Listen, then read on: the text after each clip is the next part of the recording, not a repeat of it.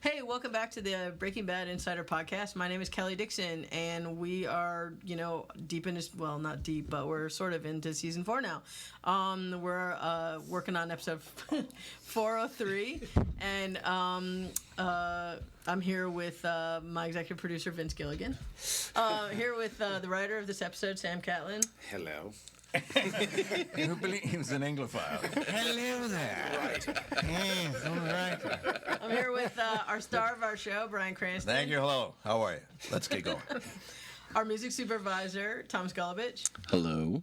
And last but certainly not least, the editor of this episode, Skip McDonald. Hi, everybody. I mean, why did you guys decide to bring back Klepto Marie? I don't know. Because she was seeing Dave before, right? She was seeing Dave The therapist? to solve this problem. We never actually met Dave. We never met Dave. Yeah. I think we all have a clear picture. Yeah, we At least do. I do. A bald man with a ponytail. But I have. You could rock that look, actually, if you just grew Just back get the here. extension. A lot of manly turquoise jewelry. I love that. I want to play that character someday. So what was? I want to play Dave. I'll do an old disguise. But, So what was the deal with bringing back Klepto Marie, and how did you guys decide that you were going to do it? And who thought of the real estate thing? That's perfect, actually. I don't know. I feel like the real estate, this episode, in terms of her, what goes on with her in this episode, I feel like that was one of the things that we kind of came up with early on, that we wanted her to do something to act out in some way. Mm-hmm. So it wasn't, I guess this was just a good place for it. And we haven't had, it's been hard because Marie had to be so reactive last year because her husband got shot. And so we wanted to bring back the kleptomania, but we wanted to hopefully kind of add a new color to it a little bit. That actress did a good job who played the real estate lady. Oh, she was good. Yeah, she did a real good job. She has that one kinda face scary. where she's like, Yeah. oh my God, it was so funny. I still think that fight between her and Marie was just, and then Hank, boy, and I had just seen this episode, so I've only seen it one time, but the way that there's that one shot of, and it's just one close up of Hank where he just gets so mad and he's like, how could you do this to me again? How much coverage was actually in there, Skip? Or There was quite a bit of coverage there, but David decided to try to do it in one shot, and I think we ended up with 2 pieces. Well, should we talk some music? We got yeah, Mr. Williams. I was just actually getting there because so we basically have seen Jesse. Now, I mean, after what happened in episode 1, Jesse has kind of like decided. I mean, not even decided. He's kind of taken sort of a nosedive into, Times are tough for Jesse. Yeah, I mean, I don't even know how to phrase it. He's really kind of shutting down. And he always wants people around. He even invited Walt to go-karting for Why didn't you go go-karting with him, Why man? on earth would Walt Can't you ever see the go brothers in need there? go-karting?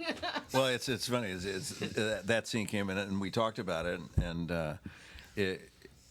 everything in these scripts are so well planned out that it was nice that Walt was on a different track than, of course, Jesse. Jesse, having gone through this horrific experience of actually point blank killing a person, and going through his private hell and dealing with that. And Walt, in the meantime, has got his eye on the new eye in the sky, the cameras.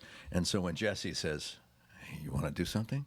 And of course, I wanted to go, yeah, what do you what do you have in mind? What do you have doing? He goes, go-karting. And it's like, what? Go-kart. I guess then to go on that, I just meant to get on that because basically he comes home and this party that has descended into something that you really just don't want to be around for at all. I mean, it started off like kind of nice, and then everybody just stayed. Nice. And now even Skinny Pete and Badger aren't there anymore. More cucumber sandwiches, Badger. now even his friends aren't there anymore. Crust cut off. Sure. But I just get the Come on, everyone, we're going to go lawn bowling. But I just get the impression that he just doesn't even want to be alone. He's gotten to that point where he doesn't. I think you're right. He doesn't want want to be alone. And let's talk about the music in that scene. Yeah. So, in episode 2 was the first time we saw the part, and it was one kind of music. Now it's a whole different game we're talking about. Yeah, I mean, I think also the role of music changed a little bit in the episode, because originally when we were doing this, we were kind of navigating the party. And I think in the beginning it was really just the knuckleheads hanging out, and it was kind of Jesse slipping back to an old version of himself with the money track. And, we kind of left away the nuances that he got, with having a girlfriend and listening to other music. It was kind of, he was slipping back to an old version of himself. Then we got into the party sequence, which was kind of a fun party. We wanted to be dumb, but really fun. And then it just kind of kept on going, and it got to the point when the fun began to kind of get eroded a little bit. And we started mixing hip-hop and some dubstep, which was sort of a newer kind of a sound. It's a little darker, a little bit less sort of elated and fun. And for this episode, originally there was sort of a sort of a punk rock tune that was in there. And I think the scene was really all about sort of how decrepit the party had become. And we kind of changed that up a little bit, I think, in post. When we began to look at the scene, we realized that we already know that it's sort of a decrepit, horrible scene, and trying to overplay that felt like it was kind of repeating a beat that we'd already kind of established. So we kind of got deeper into Jesse's headspace, and I think we found a song that we kind of carried through that made what wasn't a montage originally into sort of a montage, where we start with the discovery of the spoons with the real estate agent, and we found this really. We actually had 4 songs that we were doing with this. You picked 4 really good ones, and they were all of them really strong. But and we kind of, one of them was yours, actually, the elbow track. Oh, yeah, you're right. But that was a song I would have never heard of if you hadn't given it to me 6 months before. So that one was ultimately yours. I just thought of using it there. But we kind of put it up to a vote around here at the office. Everybody kind of got to listen to it and cast a vote. So yeah. I mean, part of the fun of doing the show is I don't think any of us knew that we were going to do a montage when we did the spotting session. And I forgot whose idea it was. It's the same thing with the writer's room. Somebody just said it, and we thought, actually, this could work. It's kind of it's a quasi-montage. It's kind of a sequence stitched together by this. And what's the name of that band? What's the name of that song? Fever Ray. Fever Ray is a Swedish artist. It's a solo project for Karen Dreyer. She was in a band called The Knife, and she had this really kind of stunning electronic record. It was very spare, very powerful, very minimal. And there was this one track called If I Had a Heart from her debut, and it just has this muted, loud sort of feel. It's sort of, I think we're tapping into Jesse's lostness and the idea that he's been cocooned, and that there's the full heavy darkness that exists runs all the way through the montage. So what could have been an exhilarating scene with him going around the track now has sort of a darkness. I think we introduced it with the realtor seeing the spoons, and then we kind of climbed in. And so it's almost like a little bit odd. Is there some spoon? I so wish there was.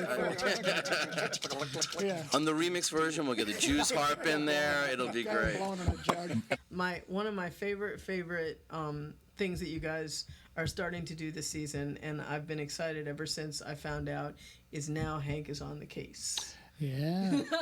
And let's talk about who gets him on the case, too. It's really, really, really fun. It's so cool seeing Detective Tim back.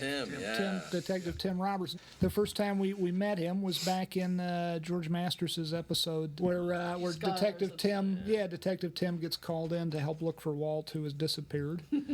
And so it was fun bringing him back. I just liked him, right? We wanted to it was a good excuse to bring him back. He's one of those guys. Yeah. He's one of those guys that seems like just a real cop. I mean, you see so many cops on TV, and there was something about the way he played that scene in 202 where he just had that kind of calm warmth, weariness to him, but also just he seemed like a real pro. We like hiring people who seem like they actually do the job that they're supposed to do, as opposed to, that sense of like, this is just another day. This is just it's not the most interesting day in this cop's life. It's not the most interesting day in this doctor's life. And a lot of people, when they come in to play a cop or a doctor or something, they try to make it something, some spice or some hook to it. But he just plays it totally straight and just seems like a cop. I guess we should wrap this up, gentlemen. This is a good one. Appreciate everybody. I thought this one was going to suck, and it turned out okay. I didn't even have to take my shirt off. Yeah. But do it anyway. Sam didn't get around to taking his shirt off. Yeah, like that, like a girl would. Help me! Help me! Look what they made me do! Oh God. Okay. Keep that. Keep it. That's rich. That's gold, my friend. that out. Gold. Thank you, Thomas, Skip, Vince, Brian, and Sam for joining me this afternoon. Thanks, Thank Kelly. you, Thank you, Kelly. All right, let's go, everybody. Everybody, go break bad.